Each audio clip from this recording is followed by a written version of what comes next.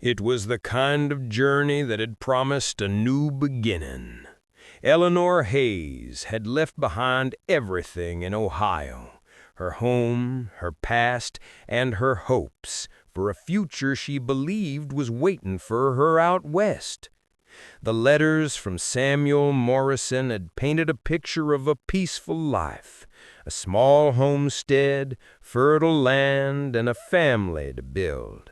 She could almost taste the fresh water he promised, could already see the crops growing tall in the soil.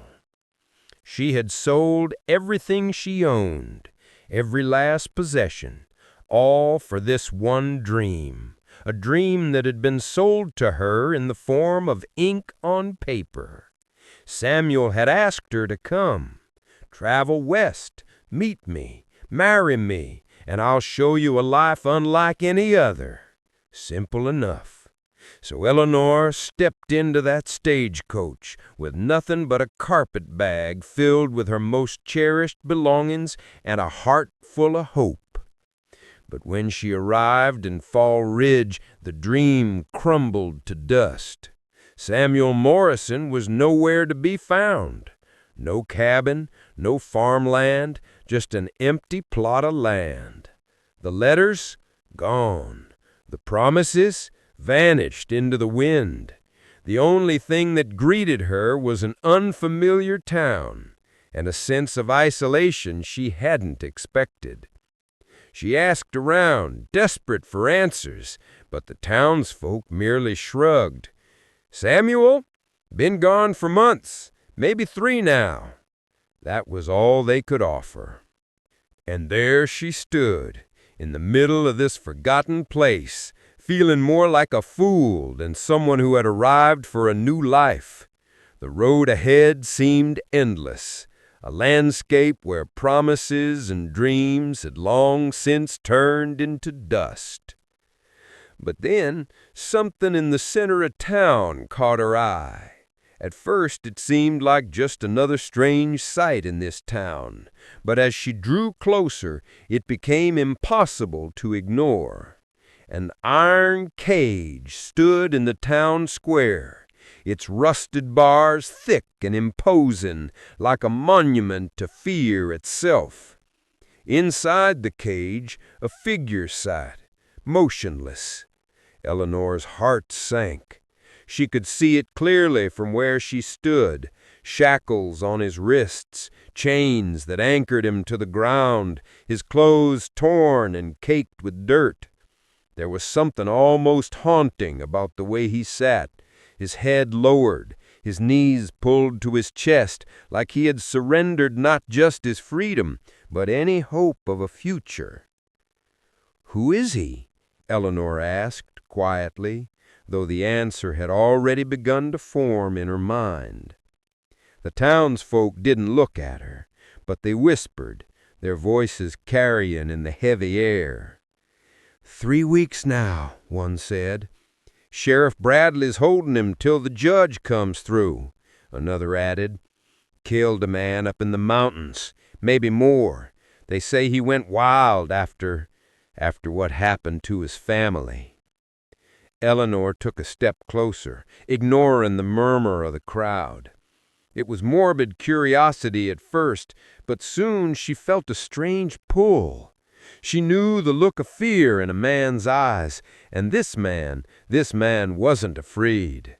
It was as though the cage had done something to him that was more than just physical. Something had broken him, but it hadn't broken his spirit.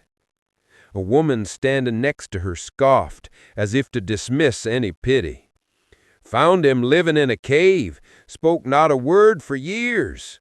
They say he fought 6 men to get here, fought like an animal.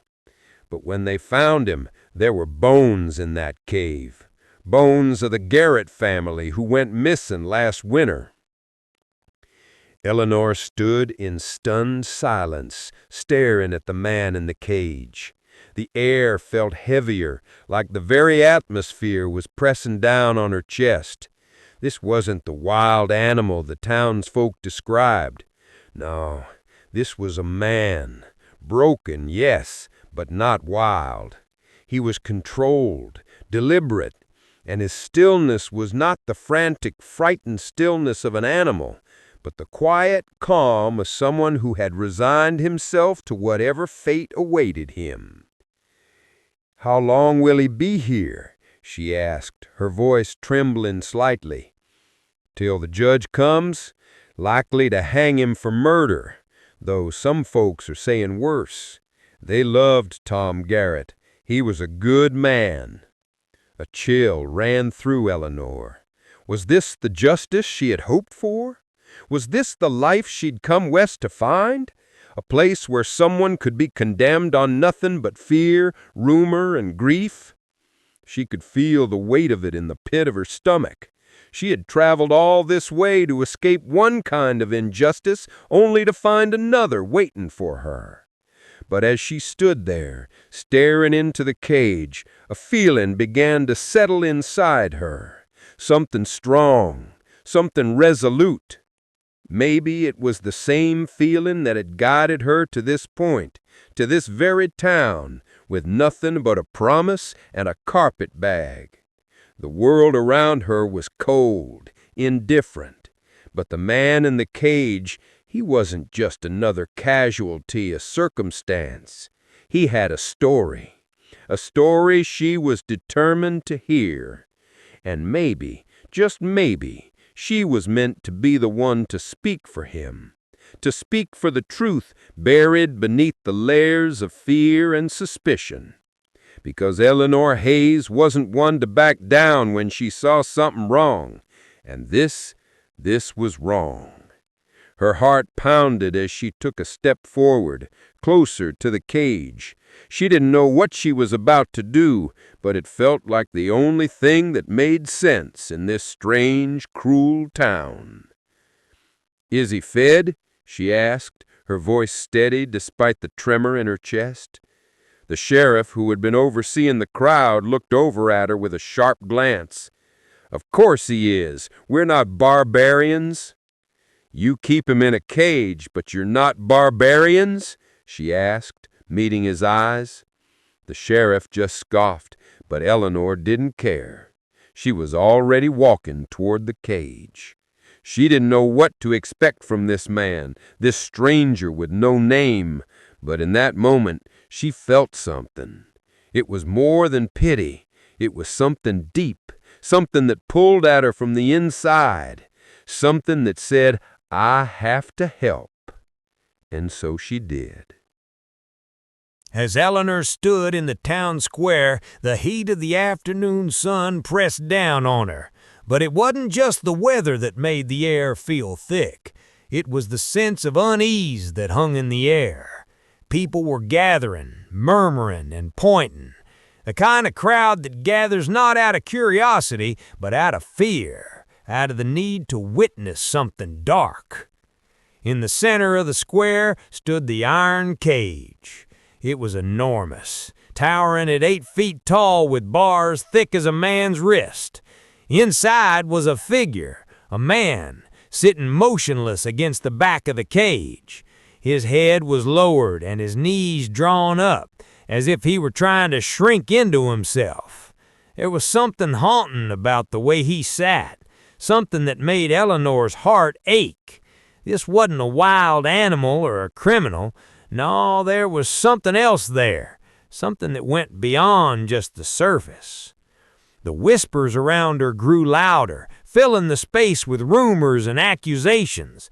The people spoke in hushed voices, their words cutting through the air like knives.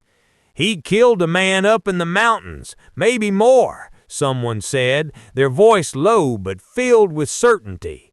"They found bones in that cave. The Garrett family, gone missing last winter. He killed them." The man in the cage didn't react, not a twitch, not a flinch. His clothes were torn, his body caked in dirt. It was as if time itself had stopped for him, and yet despite everything, Eleanor felt a strange pull. She couldn't shake the feeling that there was more to this story, that this man, this stranger, wasn't what the townspeople feared. He was, in fact, something much more complicated than they were willing to acknowledge. The crowd continued, their voices tinged with suspicion, fear, and judgment. "They say he went wild after what happened to his family," another voice added, with a glance toward the man in the cage. "The man's a beast." Eleanor's eyes didn't leave him. She watched the way he sat there, unmoving, not because he couldn't move, but because he simply chose not to. His stillness wasn't the wild, unpredictable kind of fear-driven silence.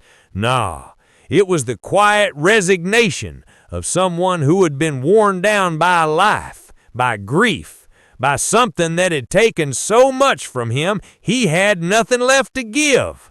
It was the silence of a broken soul. There was an old woman standing beside Eleanor, shaking her head as if to confirm the crowd's judgment.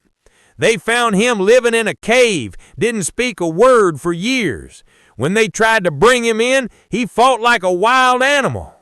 The image of a feral beast in a cage was painted so clearly in the townspeople's words, but Eleanor couldn't help but feel that something was terribly wrong about it all. She had seen cruelty in her life, had felt the sharp sting of injustice more than once, but what stood before her was not cruelty. It was something else entirely. She saw something different in the man's eyes, something deeper than anger or violence. His eyes, his gray eyes, were empty. Not empty in the way that suggests madness or rage, but empty in the way that suggests a person who has lost everything, who has given up hope. His posture wasn't that of a beast pacing or thrashing against his cage. No. It was the posture of someone who had been worn down by something far worse than the law, someone who had been consumed by grief. Why keep him like this? Eleanor found herself asking out loud, her voice quiet but full of the question that had been burning in her mind since she first saw him. The woman beside her snorted, a sound that was bitter and dismissive. "Because that's what he is," the woman said, her eyes narrowing as she glanced at the man. "A killer." Eleanor didn't respond.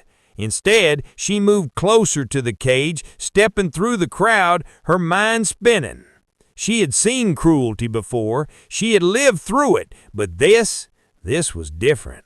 She was staring at a man who had been abandoned by everything and everyone, who had been cast aside and forgotten, his fate decided by rumors and fear. And yet, something about him, about the way he sat, so still and calm, spoke to her in a way nothing else had. The sheriff, noticing her approach, called out in his booming voice, "Move along, folks, nothing more to see here." The crowd began to disperse, but Eleanor didn't move. She couldn't. She stepped closer to the cage, her gaze never leaving the man inside. There was something inside of her, a pull, a need to understand, something that wouldn't let her walk away. She had felt the sting of injustice herself, had felt what it was like to be abandoned and left to suffer under the weight of lies. And yet here was a man trapped in a cage, his voice silenced, his truth buried under the weight of suspicion. And she turned to the sheriff, her voice steady, though her heart raced. "Is he fed?" she asked. "Does he get food? Water?" The sheriff's eyes narrowed, his face contorting with impatience. "Of course he's fed. We're not barbarians," he snapped. But Eleanor wasn't done. "How much harm can he do in a cage?" she asked, her voice cutting through the tension in the air. The sheriff scowled, but before he could respond, Eleanor took a step closer to the cage. Behind her, she heard the sheriff curse, but she didn't care.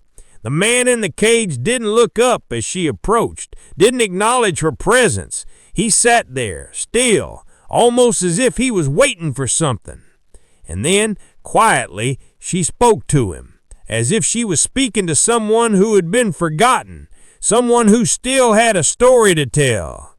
"Sir," she said softly, her words carrying the weight of the truth she was beginning to realize, "what happened to you? What is your crime?" The man didn't respond. He simply stared ahead, his gaze distant and unfocused. But in that moment, Eleanor knew one thing for sure. This man wasn't a beast. He was a man who had been broken, who had lost everything. And the truth of what happened to him, of what brought him to this cage, would not be found in the stories told by the townspeople.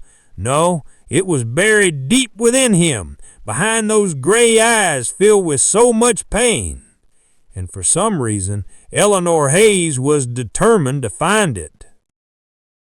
The sun was starting to dip behind the distant hills, casting a golden hue over the town square. But it wasn't the setting sun that was burning in Eleanor's chest. No, it was something much fiercer, a fire of resolve, one that had been quietly smoldering since the moment she first laid eyes on the man in the cage. As the crowd gathered around the iron bars, their whispers like a storm in her ears, Eleanor stood still.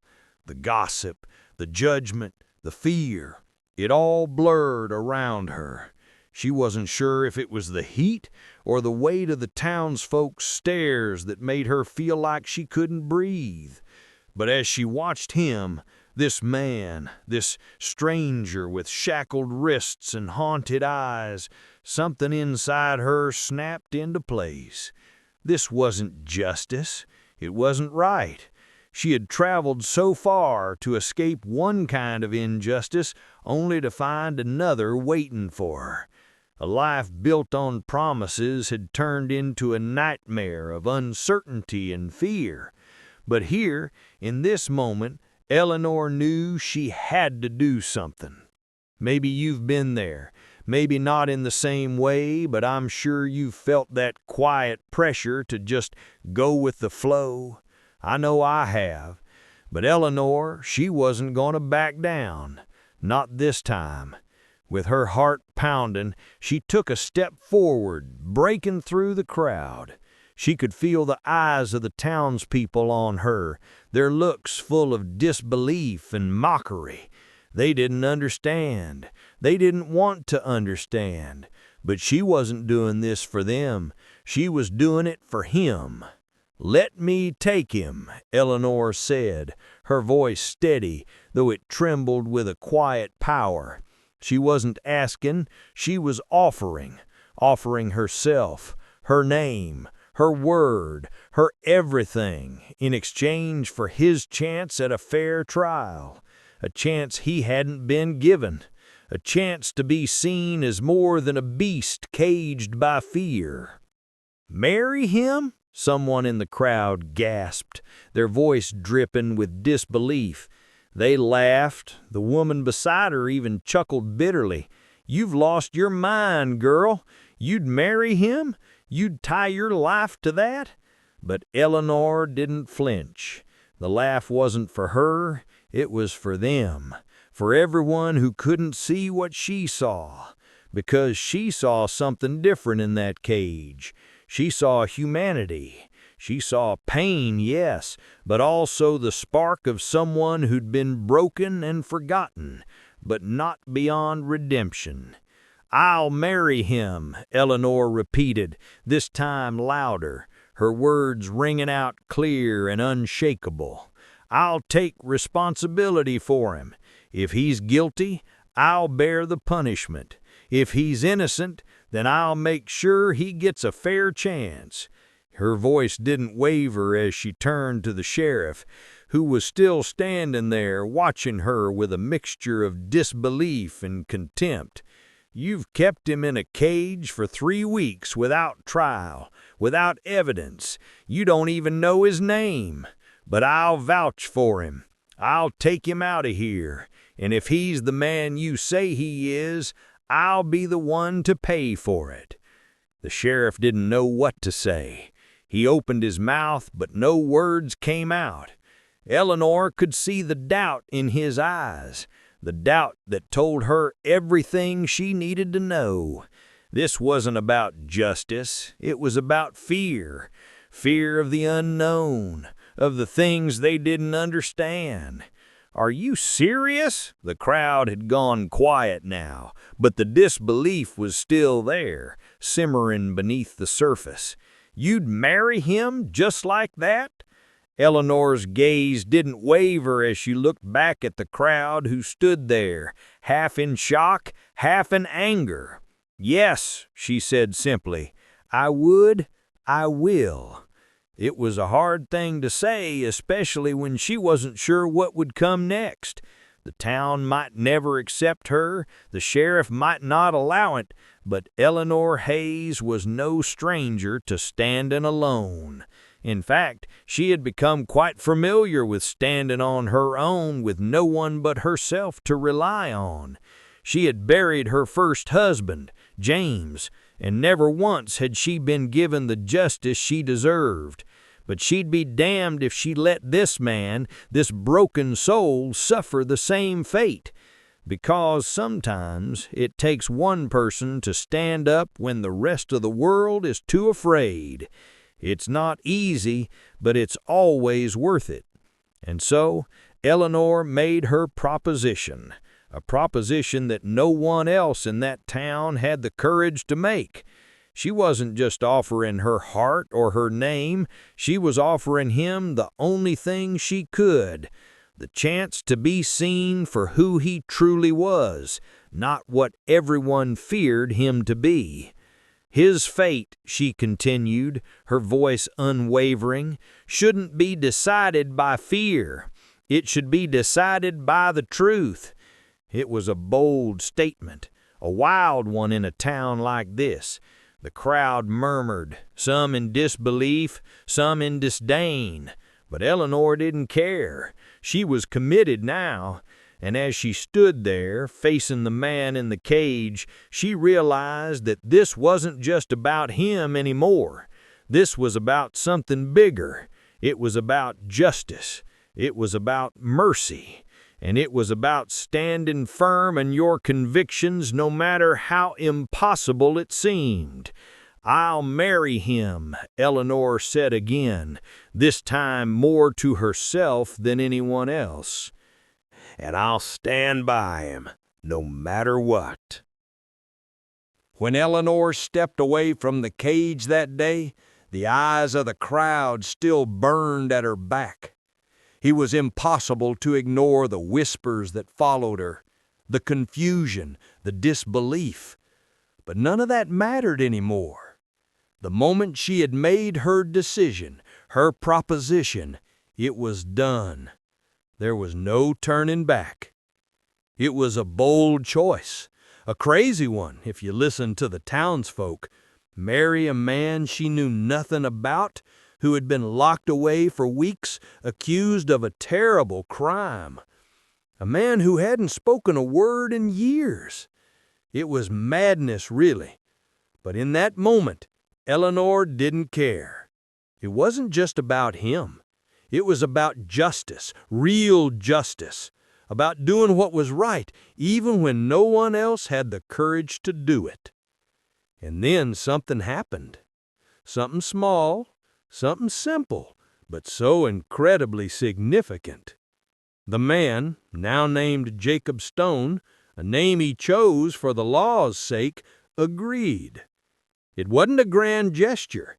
There was no outburst of emotion, no dramatic, tearful confession. He simply nodded. A small, almost imperceptible movement of his head. But in that moment, Eleanor saw something. A shift, a crack in the walls he had built around himself. He wasn't a monster.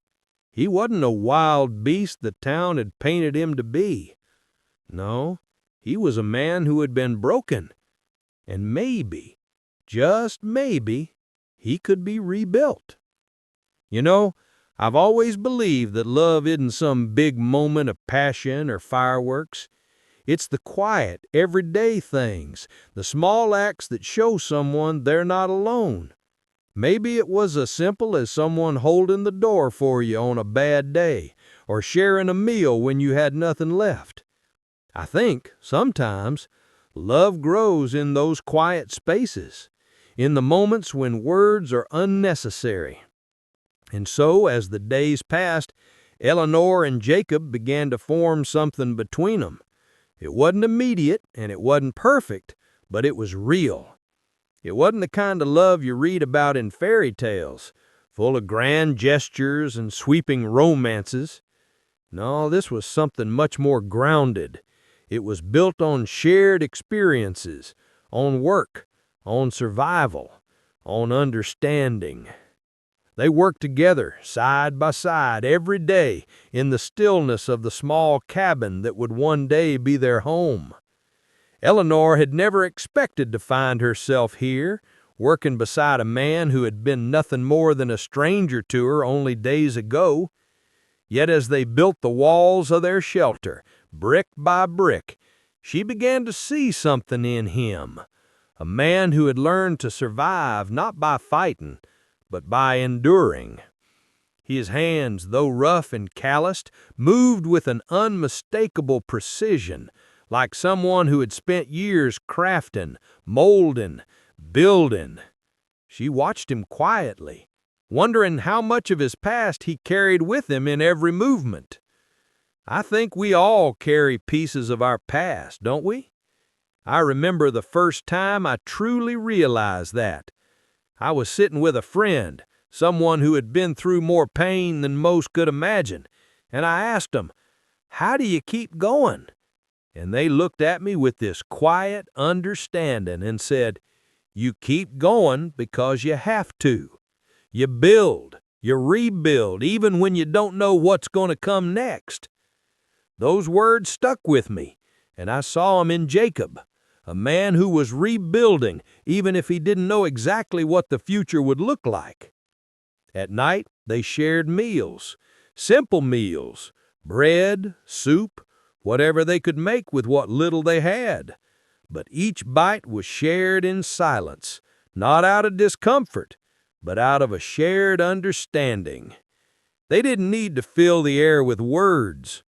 There was comfort in the quiet, in the way Eleanor could see him eat without hesitation, as if for the first time in a long while he didn't have to guard himself, didn't have to be afraid. It was something profoundly beautiful about it. Love wasn't just in the grand declarations. It was in the way their hands brushed as they passed the bread, in the way they sat together without saying a word, just being.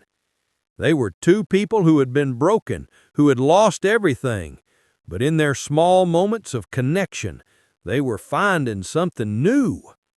I think that's what love is, a process, not a moment. And here they were, two people who had once been strangers, now beginning to understand each other without speaking a word. There was something in the way Jacob would look at her, in the way he softened when she was near. In his eyes, Eleanor saw the slow return of trust, the same trust she had lost in her own way over the years. But there was also something else. Eleanor knew this wasn't the fairy tale she had dreamed of. This was something far more raw, far more real. This was about survival, yes, but it was also about healing. And maybe, just maybe, it was about finding a place to belong again. And that, my friends, is where love begins. Not in grand promises, but in the simple, quiet moments when two souls start to understand one another without the need for words. The road that lay before Eleanor and Jacob was one they had chosen, not out of whim, but out of necessity. A necessity for freedom, for hope, for a new beginning. As they left the bustling town behind, its whispers and judgments still echoing in the distance, they found themselves on a path neither of them had ever imagined. But for the first time, it felt like their own path, one they could walk together, side by side. It wasn't much, the land they had chosen, a quiet valley tucked away from the world, untouched by time. No one else lived there, no voices to judge them, no eyes to condemn them, just the land, the sky, and the two of them. It was an empty canvas, perfect for painting a new life. Do you ever think about starting over, really starting fresh, where no one knows your name or your past? Maybe it's the idea of leaving behind everything that's weighed you down, or the possibility of creating something entirely new. I remember feeling that way once, the thought of a blank slate, a place where all the mistakes and regrets could be left behind. For Eleanor and Jacob, this was that place, a chance to build, to start anew, and most of all, to heal. At first, the work was slow.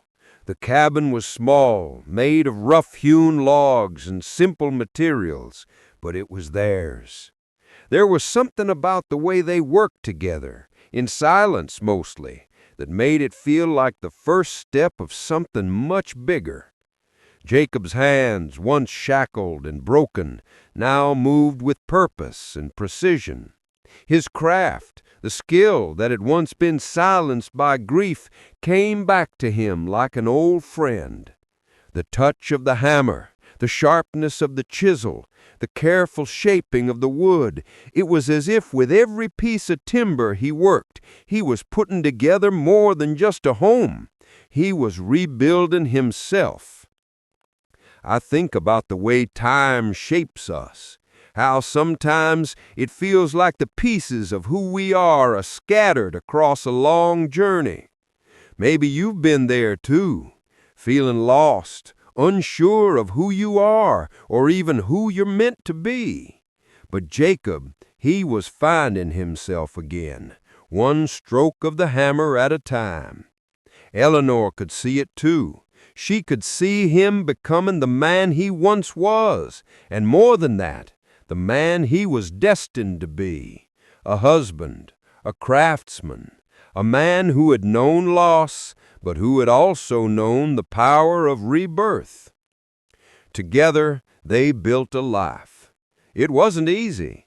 The valley was wild and untamed, and the land didn't give up its secrets easily. There were days when the work seemed endless, when Eleanor's hands ached and Jacob's body trembled from exhaustion. But through it all, they had each other. There was a quiet understanding between them, a bond that had been forged in the fires of hardship, in the silent spaces where words didn't need to be spoken. They were partners, not just in work, but in everything, in life, in healing, in love.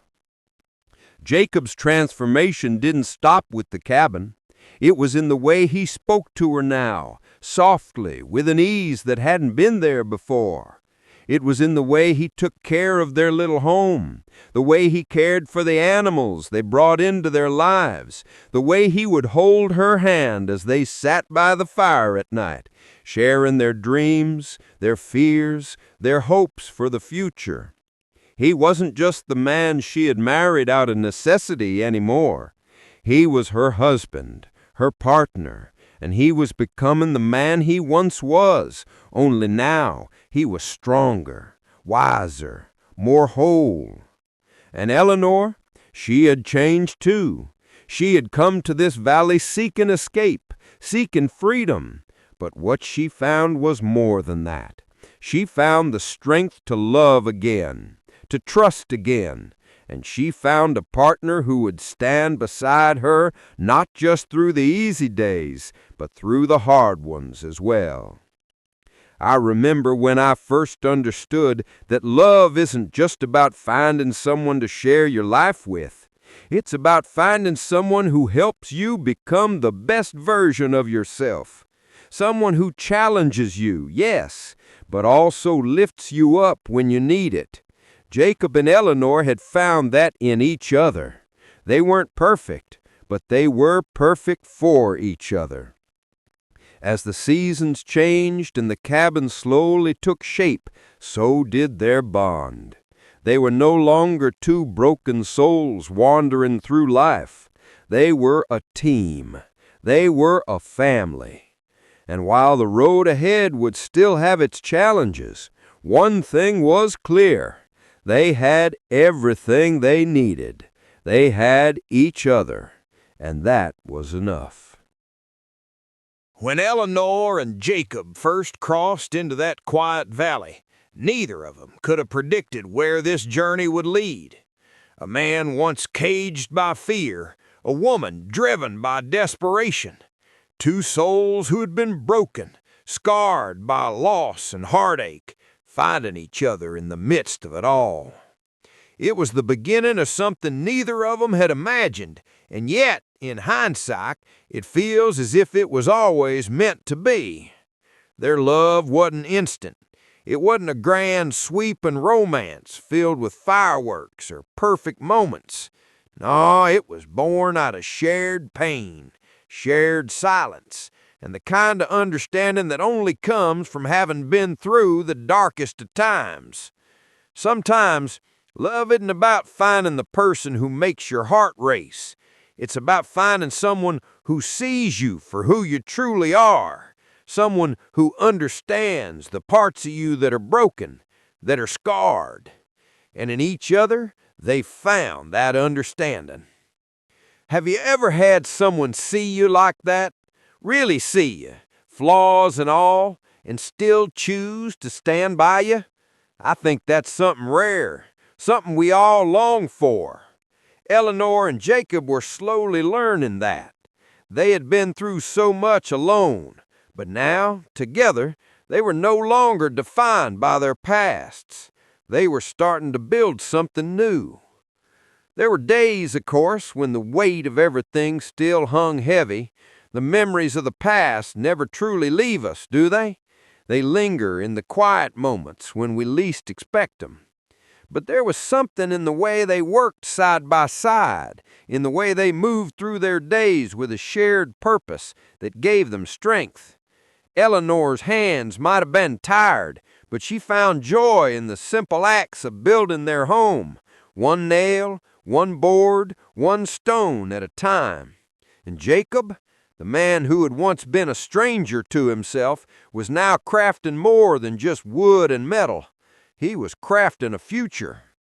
But love, as they both knew, isn't just about the moments of ease. It's about what you do when things get hard, when the world is pushing against you. It's about standing by someone even when it feels like the odds are stacked against you. It's about sacrifice. There were days when Eleanor could have easily walked away, could have found a new life in the bustling towns that lay beyond the valley. But she chose to stay. She chose to fight for what they were building, for the quiet love that was taking root between them. And Jacob, well, his sacrifice was more than just the work he did with his hands. It was in his trust, his willingness to open up again, to be vulnerable with someone after so much pain, to choose love when it felt safer to stay distant. That kind of vulnerability, it's rare, but it's also what makes love worth fighting for. They knew the world around them might never fully understand their choices. The people of Far Ridge, with their fear and their doubts, would never look at them the way they looked at each other. But that was okay, because they had built a life for themselves, far from the judgment and the noise. In their little cabin, surrounded by the mountains, they found peace. I often think about the way we all seek peace, don't you? Whether it's in the quiet moments with the ones we love or the stillness of nature when the world feels too loud. For Jacob and Eleanor, peace came not from running away from their pasts, but from accepting them, from choosing each other day after day in spite of everything they had lost. As the days turned to months, the seasons shifted. The little cabin that once felt so bare now felt full of memories, full of life. And with each passing day, the love between 'em grew. It wasn't perfect, but it was real. It was something they had built with their own hands, something they had earned. And isn't that the way with love? It's not a fairy tale. It's not always easy or flawless, but it's something we build, piece by piece, through shared struggles and moments of tenderness. Jacob and Eleanor had built a home, not just a wood and stone, but a trust, understanding, and quiet devotion. Their story, though born from hardship, was now a story of hope. They had learned that love wasn't just about being together in the good times. It was about being there for each other, no matter what. It was about building something lasting, something that could weather any storm. I believe that's what we all strive for, isn't it? To find someone who will stand by us through it all, who will help us build the life we dream of, even when the world tells us it's impossible. And maybe, just maybe, when we have that kind of love, we can face anything. Together. As Jacob and Eleanor stood at the edge of their new life, looking out over the valley they had made their own, they knew that this was just the beginning. The road ahead would not always be easy, but they had found something to fight for. And in that, they had found their peace.